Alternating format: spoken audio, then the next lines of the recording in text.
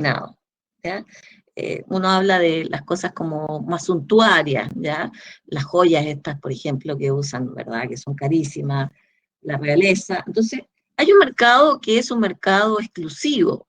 Entonces, ellos saben específicamente cuánto es lo que ellos pueden vender, pero si sube el precio, ellos piensan que van a seguir vendiendo la misma cantidad, pero no necesariamente puede ser, porque a lo mejor alguno de ellos puede que se cambie, pero no está bien definido eso, no se sabe, ¿ya? Entonces, es importante tener claro que este es un caso especial de la elasticidad, ¿no es cierto? Y lo que tenemos que tener claro es que H, que es el precio, podría ser, ¿verdad?, mayor o menor, pero la cantidad va siempre a tender a el valor eh, que se va a comprar del producto que se está hablando específicamente, ¿ya? Entonces, no son casos muy fáciles de definir, ¿ya? El anterior, cuando es igual a cero, es como uno más fácil decir, ya, van a comprar esa cantidad, pero acá no sabemos cuánto se va a comprar. Es infinito, puede ser mucha cantidad, o dentro de ese infinito puede ser menos cantidad, ¿ya?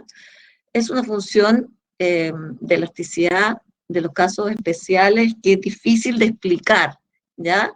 No es fácil de decir, esto tiende a ser infinito, ¿ya? Vamos con la siguiente.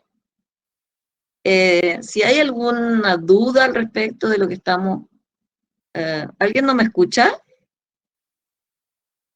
¿Alguien no me escucha o si me escuchan?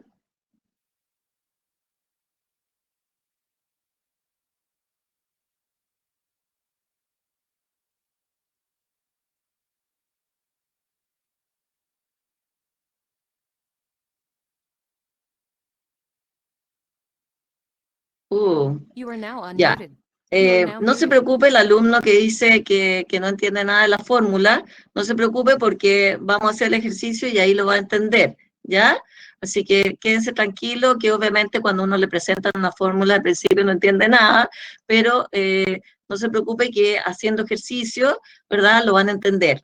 No es nada difícil, es fácil, ¿ya? Bien, vamos con la tercera función, ¿no es cierto?, demanda precio unitaria, que es elasticidad igual a 1 en todo su recorrido, ¿no es cierto?, de la función demanda. ¿Qué significa que sea unitaria? Significa que la variación porcentual de la cantidad demandada es igual a la variación porcentual del precio. O sea, si uno divide, por ejemplo, la variación porcentual de la cantidad es un 30% y la variación porcentual en el precio es un 30%, 30 dividido por 30 me da igual a 1. Eso significa que sea unitaria, ¿ya? Que la variación porcentual de la cantidad demandada es igual a la variación porcentual. ¡Oh, chicos, está temblando súper fuerte! ¡Qué susto! Sigue temblando. ¡Oh! Disculpen, me dan un poco susto los temblores. Estamos en un país sísmico, pero bueno, disculpen. Ya, entonces, sigamos con la clase. Ya pasó este temblorcito. Profe, como dijo, variación de porcentual cantidad demandada es igual a variación porcentual del precio, sí. Entonces, la variación porcentual de la cantidad demandada es igual a la variación porcentual del precio, ¿ya? En ese caso, si lo dividimos, variación porcentual de la cantidad demandada dividida por la variación porcentual del precio, son iguales, da 1, ¿verdad? Eso es. Bueno, ahí vean ustedes, nos dice que desde el punto de vista matemático, esta expresión algebraica se conoce con el nombre de hipérbola equilátera, rectangular, o sea, una curva que es asintótica hacia los dos ejes. La variación porcentual de la cantidad demandada es igual a la variación porcentual del precio, por tanto, la elasticidad es igual a 1, ¿ya? También estos casos son como especiales, porque es muy difícil poder decir, oh, chicos, ¿sabes qué? La ropa tiene elasticidad unitaria. Es decir, si sube el precio en un 10%, la cantidad demandada baja en un 10%. Es muy difícil poder determinar cuál es el bien que presenta este tipo de elasticidad. No hay como un ejemplo así significativo que uno podría decir, sí, esto se identifica con elasticidad igual a 1. No hay, ¿ya? Es decir, puede que en algunos casos dé como resultado elasticidad unitaria, ¿ya? Puede, pero no necesariamente. Por lo tanto, se habla de casos especiales de la elasticidad, igual, ¿no es cierto?, como los dos anteriores que acabamos de ver, ¿ya? Vamos con la siguiente. Ahora vamos a hablar de casos que son más reales, ¿ya? Hablamos de una función de demanda relativamente inelástica, ¿ya? Fíjense que acá yo les muestro una gráfica, ¿no es cierto?, de demanda, la variación del precio y la variación de la cantidad. Entonces, fíjense que acá podría ser que la variación, ¿no es cierto?, del precio es mayor que la variación de la cantidad. Porque obviamente, cuando, ¿no es cierto?, hablamos de función de demanda relativamente inelástica, nos estamos refiriendo a una curva con una pendiente más pronunciada, ¿no es cierto?, más cercana a la elasticidad igual a 0, ¿verdad? Entonces, hablamos de este tipo de función, ¿no es cierto?, cuando la elasticidad está entre 0 y 1. O sea, es mayor que 0, pero es menor que 1. Entonces, hablamos de bienes con demanda relativamente inelástica. ¿Qué significa esto? Que la variación porcentual del precio es mayor a la variación porcentual de la cantidad demandada. Por ejemplo, nosotros consumimos mucho pan. Chile es un país que come harto pan. Entonces uno dice, el precio del pan, supongamos, cuesta 1.200 pesos el kilo, ¿ya? Supongamos, voy a ponerlo en 1.000 mejor, ¿ya? 1.000 pesos el precio del kilo. Entonces uno dice, si el precio sube en un 20%, eso significa que el 20% de 1.000 es 200, ¿no es cierto? Entonces el precio va a subir a 1.200. Tenemos una variación del precio de 200, ¿ya?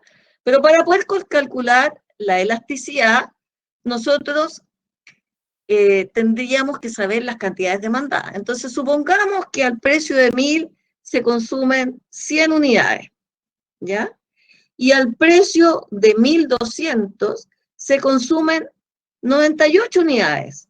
O sea, la variación de la cantidad es de 2 unidades. Fíjense, la variación en el precio eran de 200 unidades monetarias y la variación en la cantidad es de 2 unidades. Pero nosotros no podemos decir, ¿no es cierto?, inmediatamente que es un bien relativamente inelástico, porque la elasticidad mide en función de variaciones porcentuales. Entonces, tomen un lápiz en su cuaderno y hagan el ejercicio conmigo que yo estoy haciendo mentalmente. Entonces yo digo, precio 1.000. Precio 2, 1.200. Variación del precio, 200. Cantidad para 1.000 pesos, 100 unidades. Cantidad para 1.200, 98 unidades. Tenemos variación de la cantidad de 2 unidades, ¿no es cierto? Entonces, yo tengo que sacar la variación porcentual de la cantidad demandada. ¿Cómo la saco, la variación porcentual de la cantidad demandada? Sería la variación de la cantidad, que sería 2, dividido por la cantidad original, que serían 100, ¿verdad? Entonces yo tengo un 2%, ¿verdad? Tengo 2 dividido en 100. Tengo que sacar ahora la variación porcentual del precio, que eso me da la variación del precio, que es 200, dividido por el precio original, que es 1.000. ¿Qué tengo aquí? 2 dividido en 10 me da un 0,2 y la anterior me da un 0,02. ¿Qué digo yo? Que la variación porcentual en la cantidad es menor, porque 0,02 es menor a la variación porcentual en el precio. Entonces, como la variación porcentual del precio es mayor a la variación porcentual de la cantidad demandada, este bien tiene una demanda relativamente inelástica. Fíjense que hay características que definen este tipo de bienes. Por ejemplo, un bien que tiene pocos sustitutos, es un bien con demanda relativamente inelástica. ¿Por qué?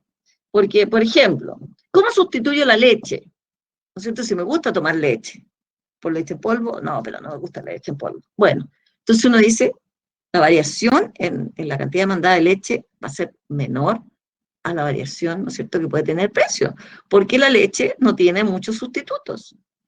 Hay otras variables también, ¿no es cierto?, que se las voy a definir más adelante. Tiene que ver con, por ejemplo, la importancia que tiene el producto para uno. Si para uno es un bien muy importante, uno lo va a seguir consumiendo. Entonces, aunque suba el precio, uno lo consume igual, ¿ya? La mayoría de los bienes de primera necesidad son bienes que tienen esta característica, ¿ya? De elasticidad menor que 1, ¿ya? Por lo tanto, hay una gran cantidad de productos que quedan en este rango de elasticidad, o sea, entre 0 y 1, ¿ya? Hay mucho, por eso que la elasticidad relativamente inelástica es tan importante en el estudio económico, porque sabemos que sube el precio y, ¿no es cierto?, la variación va a ser pequeña, no va a ser muy grande en la cantidad demandada. Entonces, aquí se puede jugar mucho en términos de variar los precios porque el consumidor va a seguir comprando lo mismo, ¿ya? O varía muy poco la cantidad. Entonces, uno habla de bienes que tienen pocos sustitutos, bienes que son importantes, ¿no es cierto?, para el consumo, importante, ¿no es cierto? También es bueno decir que depende del tiempo que uno tiene, ¿no es cierto? Porque, por ejemplo, si uno tiene poco tiempo para comprar un producto, aunque le cobren más caro, uno va y lo compra, ¿no es cierto? Paga el precio más caro. También es el precio que tiene el producto, o sea, si uno habla de un precio bajo, uno dice ya, por ejemplo, necesito comprar sal y voy al negocio de la esquina y el señor me dice, bueno, le vendo el kilo de sal en 500 pesos. Chuta, qué caro, vecino, le digo yo, porque yo en el supermercado lo pago a 200 pesos. Sí, pero estamos no en el supermercado. Entonces uno dice, bueno, entre 200 y 500, es poca la diferencia, ¿no es cierto? Entonces uno lo paga, ¿verdad? Porque el precio del producto es bajo. Entonces aquí hablamos, ¿no es cierto?, de altas características que son significativas, ¿no es cierto?, para el consumo de estos bienes. Hablamos entonces de la cantidad de sustitutos, hablamos entonces de la importancia que tiene el bien, hablamos de lo bajo que sea el precio, ¿no es cierto?, el producto en relación al presupuesto que uno maneja también, ¿ah? Hablamos también del tiempo que uno tiene, ¿no es cierto?, para comprar el producto. Y también fíjense ustedes que hay algunas otras variables que son relevantes, como por ejemplo el interés que uno puede tener en que sea el bien o que se pueda jerarquizar o no el producto. Entonces, por ejemplo, uno dice,